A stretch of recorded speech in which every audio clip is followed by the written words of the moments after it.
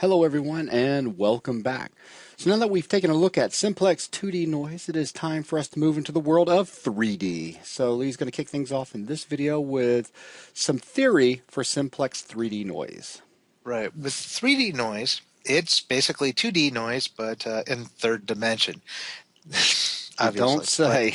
yeah, really, can you believe it? Pretty But surprising. no, the majority of the theory we've gone through, it's just visualizing it in a third dimension that can be a bit of a sticking part. So right now we're inside of Photoshop, and if you remember from our 2D theory lesson, this is a 2D simplex grid. Now, it's kind of hard to actually draw this in 3D, and I'm not even going to attempt it. But if this was in 3 dimensions, the third dimension or the Z dimension would be pointing out towards you. So towards the camera or into the monitor, depending on how you wanted to look at it. So where we have one of these diamonds, this would be, in effect, kind of a cube that's been squashed, so it looks more like a diamond. And then a simplex would have 3 sides, 4 points, and 6 simplexes make up a three-dimensional space or a cell, three-dimensional cell inside of a 3D simplex grid. Now, that is, unless you're one of those really good spatial visual oriented type of people, can be kind of difficult to get a grasp on. So what I've done, Let me get it for you. Looks yep, like it's yep, it's not playing nicely for me. Yep. So what I've done to help myself visualize it, and hopefully it will assist other people in visualizing it as well, is I've modeled out basically one of those cells. So where we had, instead of Photoshop, where we have one of these diamond cells, which is 2 simplex spaces, I've modeled out the same thing inside of Maya. So if I rotate around, we can see that it's just basically been extruded in the Z direction, or in our case, Y, just because of the way the modeling space is made up. Now, when I was talking about a shape being made out of, or sorry, 4 sides, 4 sides, 4 points.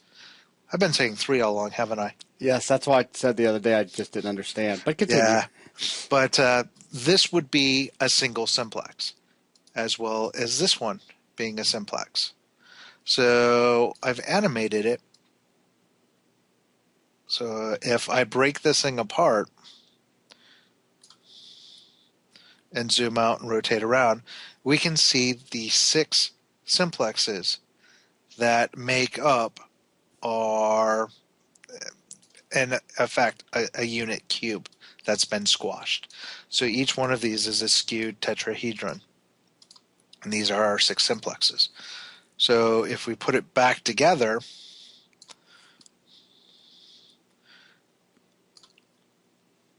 I've also put a deformer on this.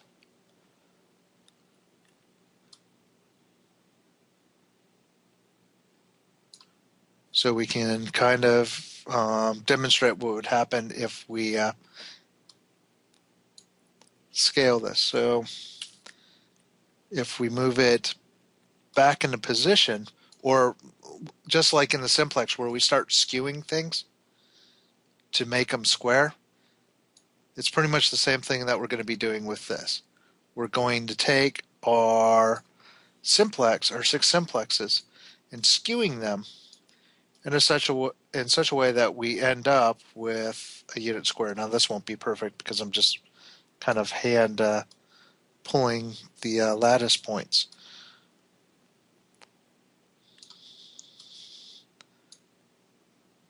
Just to maintain scale. Then turn off the deformer. So we've just skewed it back into a rough cube shape. I'm Right. off a little bit. but it's still, even if it's a cube, then once I animate it, it goes back to its original shape. But even when we skew it, it's still going to have 6 simplexes. But we skew it in such a way that we can then figure out which one of these 6 simplexes we're going to be in. So if we're to visualize that, again, I'm going to reference the white paper that I pulled all this information from. We're skewing the information, and then we're going to modify our three-dimensional grid in such a way that we can determine which one of these 6 simplexes our point is going to be in. And once we've figured out which point we're in, then we're simply back into the same type of technique where we come up with some sort of gradient, and then we figure out what that value at that point inside of the particular simplex. So instead of this being the 2D, this would be the equivalent of the 3D. So if I were to, actually, can I do that? Yeah, I can. Let me go ahead and throw a mask on this real quick.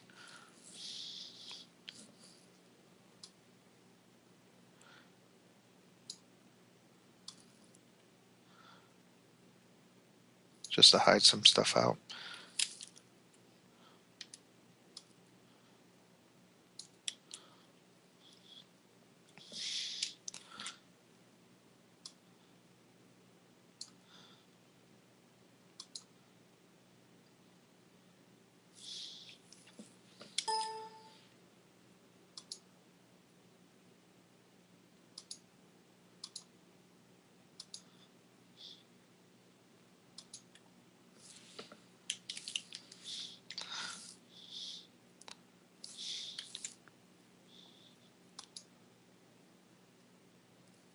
My super Photoshop skills at work.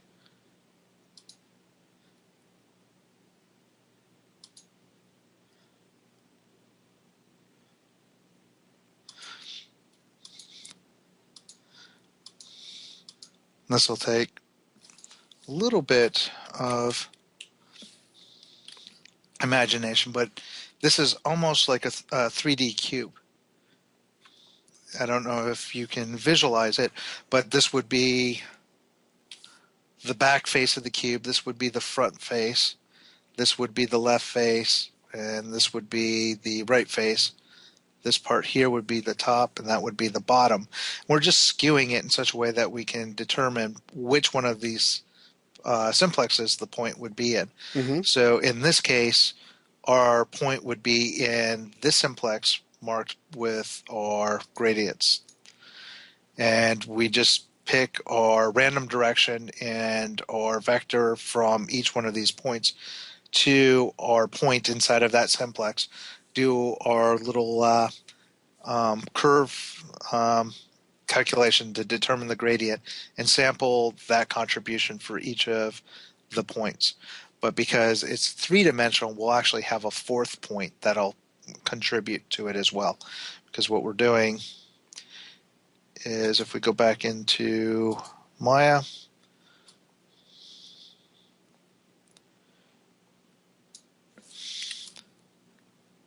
and let's say I pick on this one, zoom up on it, move across, switch over to wireframe.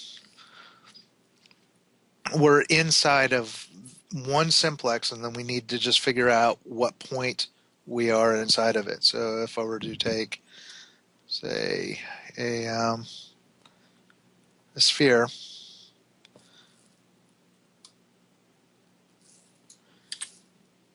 shrink it way down.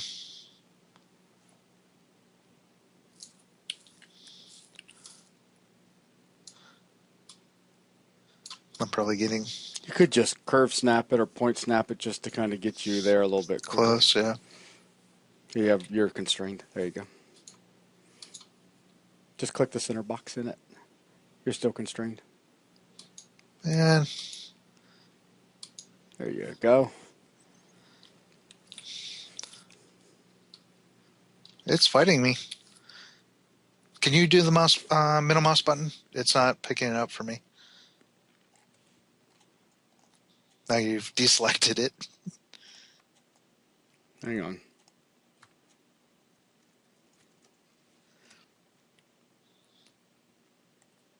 There we go. I think it's just not picking it up for me for some reason.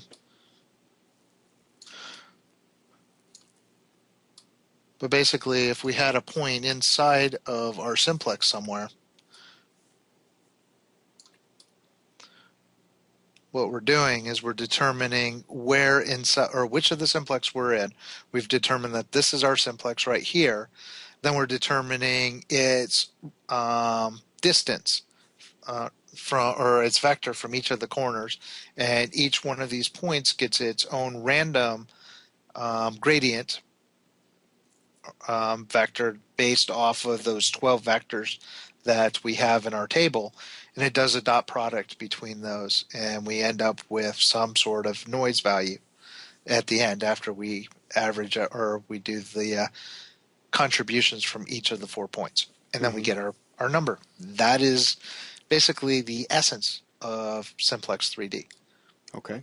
Yeah, it's just like 2D, except for we're now taking it into 3D space. Right, and it's just a little bit more complicated to visualize, which is why I brought out Maya. Now, 4D, which we're not going to go into, is basically 3D brought into the fourth dimension, which makes it even more complicated. So, and I don't even want to begin to try to explain that one. But you were saying earlier that with each dimension that we add further into it, it's just one more point that gets added into the contribution calculation? Yes, basically our simplex in 4D is a 5, is made up of 5 points. Okay. Cool. So then is that pretty much everything that you wanted to cover here in the... For theory, yes. All right. So in the next video, we shall begin implementation, and that will conclude this video. Thanks a lot, everyone.